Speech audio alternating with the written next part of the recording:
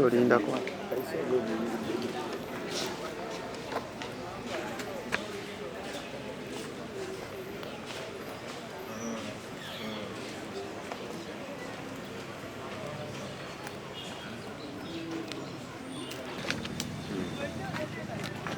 Of course, poliisi enoonya omutemu, ffe tumuyita mutemu kubanga tumanyi yatta Desire Mirembe.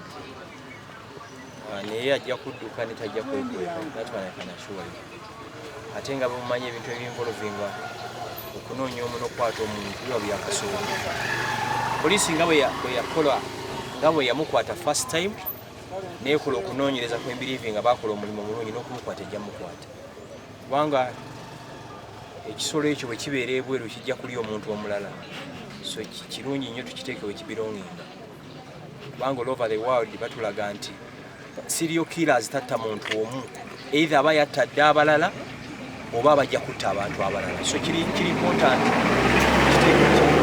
ate ekibi nti musawo singa abadde muntu wa bulijjo kyali badde kiralawo omusawo kubanga mutemu weapons z'okutta abeera nazo wabayagalidde. Olwaleero tuli mu kkooti y'emukono wano omusango gw'omwana wange Desire yattibwa nga tubadde tuzze okumanya baaseesa abatali balamuzi abantu ab'obuvunaanyizibwa ababeera mu kkooti nga bagoberera ensonga zino.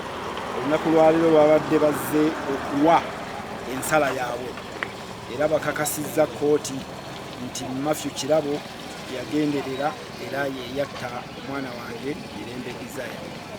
Era kati omulamuzi bamaze okufuna aseesaaza opinion omusango n'agwongerayo ng'ennaku z'omwezi 30 mu May, then ye lwagenda okuwa ensala ye.